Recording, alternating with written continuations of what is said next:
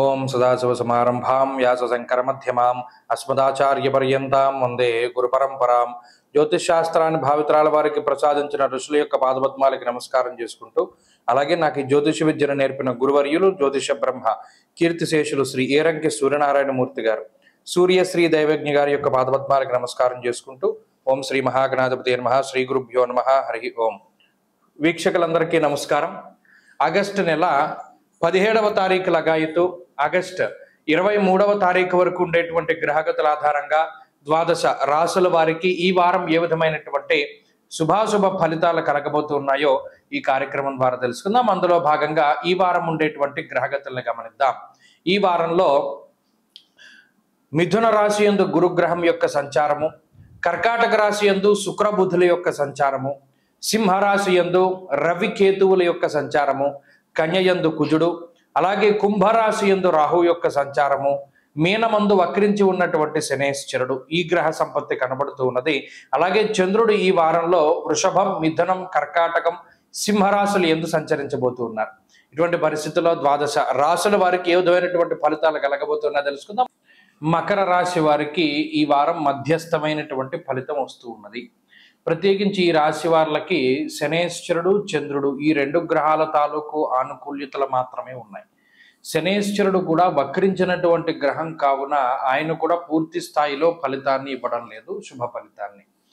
రాహు 2వ స్థానమందు కొంత అనుకూలమైనటువంటి ఫలితాలను ఇస్తూ ఉన్నారు. ఆ గ్రహం తర్వాత చంద్రుడు, 2 గ్రహాలు మాత్రమే అనుకూలంగా ఉన్నాయి. అయితే భృగు షట్కము అనేటువంటి దోషము తొలగిపోయినది. సప్తమ స్థాన స్థిత రవి గ్రహము ఆయన 8వ స్థానంలోకి మారడం ద్వారా అష్టమ రవి యొక్క స్థితి కూడా ప్రారంభమైనది. అంటే ఒక గ్రహం దోషభూయిష్టమైనటువంటి స్థానంలో మారిపోయి ఇంకొక గ్రహానికి దోషం వచ్చింది. దానివల్ల ఏమవుతుంది? అష్టమ స్థానమందు దుర్దోష శత్రు సంవాదో గమనం వ్యథ అన్నారు. ఇక్కడ మకర రాశి వారికి శారీరక శ్రమ అధికంగా కనబడుతూ ఉన్నది. పలానా పని అవుతుంది అని ఎక్కువ శ్రమపడి వెళతారు, కానీ ఆ పని వాయిదా పడ్డమో లేదా అసలు అవ్వకపోవడమో లేదా దానికి అనేక రకాలైనటువంటి చిక్కుముళ్ళు ఉండడమో, అంటే మనం ఇది చాలా తేలిగ్గా అయిపోతుందని అనుకున్నాము, అబ్బో దీనికి ఇంత ప్రాసెస్ ఉంది, ఇంత టైం పడుతుంది, ఇవన్నీ అయ్యేసరికి తెల్లారిపోతుంది అని అనుకుంటారు. అంటే ఏదైనా ఒక పని అవ్వడానికి గ్రహస్థితి చాలా ఇబ్బంది పెడుతూ ఉంటుంది. అంతేగాక గమనం వ్యథ, దుర్దోష శత్రు సంవాద, అనవసరమైనటువంటి తగువులు ఎక్కువ వస్తాయి. ఎంత నిలువరిద్దాం, ఎంత సహనంగా ఉందాం, ఎంత కోపాన్ని తగ్గించుకుందాం అని అనుకున్నా కూడా కావాలని మనల్ని ఇబ్బంది పెట్టి తగువు పెట్టుకునేటువంటి వారు ఎక్కువగా ఉంటారు. ఏమి అనకపోయినా మన దారి మనం వెళుతూ ఉన్నాం, మనల్ని రెచ్చగొట్టేసేటువంటి వాళ్ళు ఎక్కువ మంది ఉంటారు. ఇలా మకర రాశి వారికి అనవసరమైనటువంటి ప్రయాణాలు, అనవసరమైనటువంటి తగువులు ఎక్కువగా కనబడుతూ ఉంటాయి. వాటికి ఎంత దూరంగా ఉంటే అంత మంచిది. ప్రత్యేకించి చెప్పుడు మాటలు వినకూడదు ఒకటి. తర్వాత ఉద్యోగ సంబంధమైనటువంటి విషయాల్లో ఇప్పుడున్నటువంటి పరిస్థితుల్లో మార్పు అనేటువంటిది అంత మంచిది కాదు.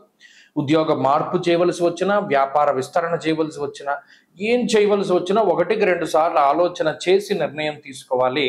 అలాగే ఎక్కువ శ్రమే కనబడుతోంది కాబట్టి దాన్ని తగ్గించుకునేటువంటి విధానం చూసుకోవాలి. అకారణమైనటువంటి కోపము మన పతనానికే కారణమవుతుంది కాబట్టి కోపంలో నిర్ణయాలు తీసుకోకూడదు, సంతోషంలో వాగ్దానాలు చేయకూడదు, బాధలో నిర్ణయాలు తీసుకోకూడదు. ఇవి ప్రధానంగా ఈ వారం దృష్టిలో పెట్టుకోండి. ఈ వారంలో ఆరోగ్య పరిస్థితులు, ఆర్థిక పరిస్థితులు కొంచెం వాటిలో ఫ్లక్చువేషన్స్ ఉంటాయి, ఒడిదుడుకులు ఉంటాయి. కాబట్టి జాగ్రత్తగా ముందుకు వెళ్ళండి.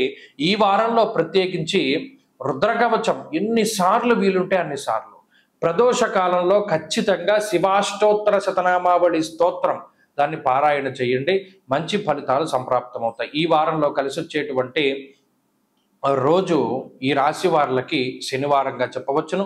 అదృష్ట సంఖ్య 1, అదృష్ట వర్ణము తెలుపు. ఆగస్టు నెల 23వ తారీఖు నాడు మనకుండేటువంటి సంతానం తరించిపోయేటువంటి రోజు. సంతానానికి ఉండేటువంటి అనేక అరిష్టాలని తొలగింపజేసేటువంటి రోజు. లేదు సంతానోత్పత్తి కోసం ఎదురు చూసేటువంటి వారికి సంతానాన్ని కలిగించేటువంటి రోజు. దాన్ని పోలాంబ వ్రతం చేసేటువంటి రోజుగా చేస్తారు. దీనినే పోలాలమావాస్య అంటారు. పోలాంబ వ్రతం అని అంటారు, పోలాల అమావాస్య అంటారు, ఇలా రకరకాల పేర్లతో పిలుచుకుంటూ ఉంటారు. ఈ అమావాస్యకి అంత పట్టు. శ్రావణ మాసం అంటేనే వ్రతాలతో కూడి ఉన్నటువంటి మాసం. అంటే ఆ మాసం మొదలుకొని శ్రావణ మాసము, అందులోనూ సోమవారము, ఇది శివకేశవులకు చాలా ప్రీతి అయినటువంటి రోజు. ఆ రోజు ఏదైనా సత్యనారాయణ స్వామి వారి వ్రతాలు లేదా ఇంకోటి చేసుకుంటూ ఉంటారు. అలాగే ఈ శ్రావణ మాసంలో శ్రావణ మంగళ గౌరీ వ్రతాలు, వరలక్ష్మి వ్రతాలు, శ్రావణ పౌర్ణమి రాఖీ పండగ, ఇలా అనేకమైనటువంటి వ్రతాలు పండగలతోటి చాలా చక్కగా జరుగుతూ ఇందులో ముగింపు కూడా పోలాల అమావాస్య అనేటువంటి ఆ వ్రతాన్ని చేస్తే ఇది సంతానానికి చాలా మంచిది. దీనికి సంబంధించినటువంటి వృత్తాంతం అంతా కూడా ఇప్పుడు నెట్లో దొరికేస్తోంది. ఈ కథ, ఈ వ్రతం చేసుకునేటువంటి కథలోనే దాని సారాంశం అంతా కూడా ఉంటుంది. ఈ పోలాల అమావాస్య అంటే ఏమిటండి అంటే, ఇందులో ప్రత్యేకించి పోలేరమ్మ, పొలిమేరల్లో తిరుగుతూ గ్రామాన్ని రక్షించేటువంటి అమ్మవారు ఉంటారు. పోలేరమ్మగా పిలుస్తూ ఉంటారు. ఆవిడ ఏం చేస్తుంది అంటే ఊర్లోకి, పొలిమేరల్లోకి దుష్టశక్తులు అవి రాకుండా కాపాడుతూ ఉంటుంది మహాతల్లి.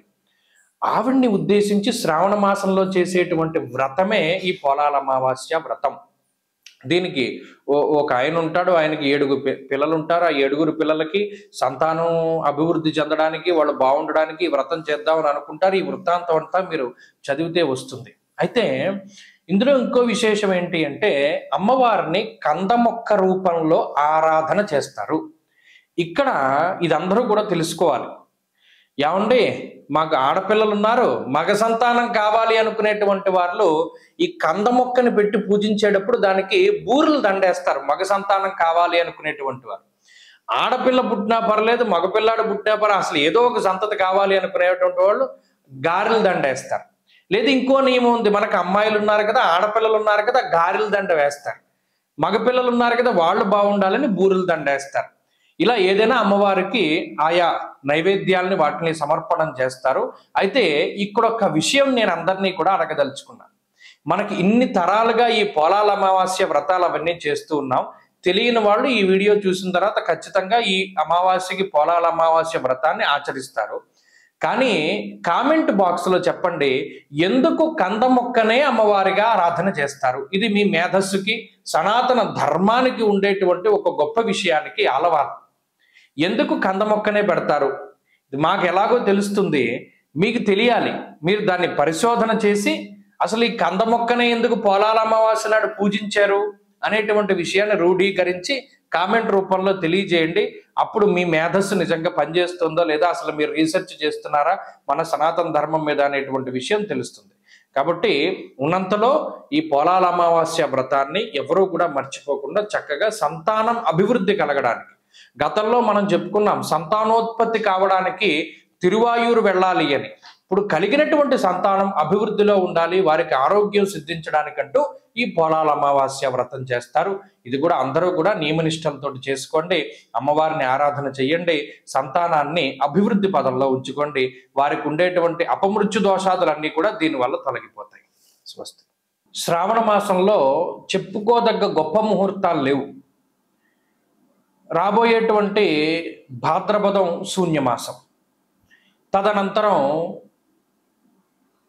శ్రావణ మాసం ముహూర్తాలు లేవు, భాద్రపదంలోనేమో శూన్యమాసము, ఆ తర్వాత వచ్చేటువంటిది ఆశ్వీజ మాసము.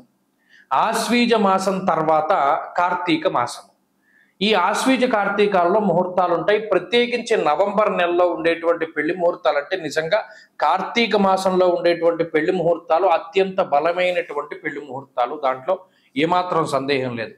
అయితే చాలా మంది నన్ను, అంటే ఈ మధ్యకాలంలో నేను ఎక్కువ విన్నాను, ఎందుకంటే ఇప్పుడు ఈ ఆగస్టు నెలలో పెళ్లి కుదుర్చుకుని అక్టోబర్ నవంబర్లో పెళ్లి చేసుకుందామండి, మా వాళ్ళేమో విదేశాల్లో ఉన్నారు, అక్కడ నుండి టికెట్లు బుక్ చేసుకోవాలి, మాకు ఎవరో చెప్పారండి కార్తీక మాసంలో పెళ్లి చేయకూడదుట, కార్తీక మాసంలో పెళ్లి చేస్తే చాలా ఇబ్బందిట, లేదు పెళ్లికి ఏం దోషం లేదన్నారండి, కానీ శుభ కార్యక్రమం ఆ రోజు చేయకూడదు, అంటే గర్భాధానం ఇంకా చెప్పాలంటే ఫస్ట్ నైట్ లాంటివి చేయకూడదుటండి, అలా చేస్తే చాలా అరిస్ట్ అంటది. కార్తీక మాసం అంటే శుభ కార్యక్రమాలు అంటే మన పుణ్యమాసం కదా, మనం గుడ్డు తినం లేకపోతేనేమో నాన్ వెజ్ తినం మానేస్తాం, అలాంటిది మరి ఈ ఫస్ట్ నైట్లు అవన్నీ ఎలా చేస్తారండి, గర్భాధానాదులు ఎలా చేస్తారండి, అందుకనే కార్తీక మాసంలో పెళ్లి చేయకూడదని చెప్పారండి అన్న మాటలు నాకు ఈ మధ్యకాలంలో చాలా వినపడ్డాయి.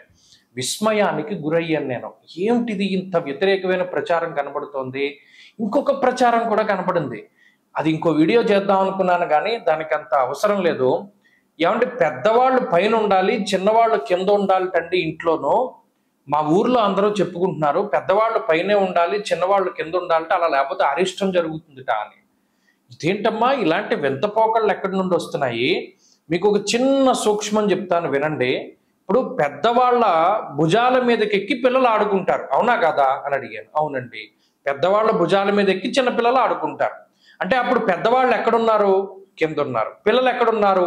పైన ఉన్నారు. అంటే పెద్దవాళ్ళు కింద ఉండాలి, చిన్నవాళ్ళు పైన ఉండాలి. అంటే గ్రౌండ్ ఫ్లోర్లో తండ్రి గారు, పై ఫ్లోర్లో అన్నగారు, పై ఫ్లోర్లో తమ్ముడు, ఆ పై ఫ్లోర్లో అందరికన్నా చిన్న తమ్ముడు, అలా ఉండొచ్చు. ఇంకొక రకంగా అసలు ఈ శాస్త్రం ఎందుకు పెట్టారండి అంటే, పెద్దవాళ్ళు వయసులో పెద్దవాళ్ళు కాబట్టి మెట్లెక్కి అన్ని ఫ్లోర్లు పైకి ఎక్కలేరు కాబట్టి వారు కిందే ఉంటారు. వచ్చిన వాళ్ళ గురించి వాళ్ళు ఆరా తీస్తూ ఉంటారు. పెద్దవాళ్ళు కాబట్టి అన్ని విషయాలు తెలుస్తాయని వాళ్ళని కింద పెట్టారు. చిన్నవాళ్ళు పైకెక్కగలరు, శరీరం సహకరిస్తుంది కాబట్టి పైన ఉండాలి అన్నది కూడా వాస్తులో మర్మం. దీన్ని మార్చేసి పెద్దవాళ్ళు పైన ఉండాలి, చిన్నవాళ్ళు కింద ఉండాలని మొదలుపెట్టారు. ఇది నేను ఆశ్చర్యపోయినటువంటి విషయం. ఇంకొకటి, ఈ కార్తీక మాసంలో పెళ్లి చేయకూడదటండి, పెళ్లి చేసినా కూడా ఈ శుభకార్యం చేయకూడదటండి అని మొదలుపెట్టారు. ఎవడు ప్రచారం చేస్తున్నాడు ఇవన్నీను? తప్పు కదా. ఇప్పుడు ఒక విషయం చెప్తాను, గుర్తుపెట్టుకోండి. కార్తీక మాసము అన్నది నా కార్తీక సమో మాస, అసలు దాంతో సమానమైనటువంటి మాసం లేదు. దేనికి? దానం చేయడానికి. కన్యాదానంలో ఒక సంకల్పం చెప్తారు. దశా పూర్వేషాం దశా పరేషాం మద్వంశానాం మాతృవంశానాం పితృ నరకాతుత్తీర్య శాశ్వత స్వర్గలోక ప్రాప్త్యర్థం కన్యాదానం అహంకరిష్యే అని చెప్పి ఆ కన్యాదాత సంకల్పం చెప్తాడు. అంటే ఏంటి? ఇటు దశాపూర్వేశాం దశాపరేషాం అంటే 10 తరాల ముందు 10 తరాల తర్వాత ఉన్నటువంటి వాళ్ళు ధరించిపోవడానికి ఈ కన్యాదానం చేస్తున్నాను నేను. సాలంకృత సహిరణ్యోదక కన్యాదానం అహంకరిష్యే.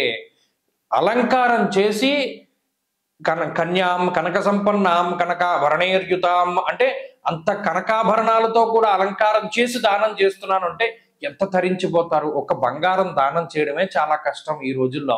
అలాంటిది అన్ని కాసుల బంగారము, అంతకన్నా విలువైనటువంటి అమ్మాయిని దానం చేస్తే కలియుగంలో, అందులోనూ కార్తీక మాసంలో ఈ 21 తరాల వాళ్ళు ఎంత తరించిపోతారు.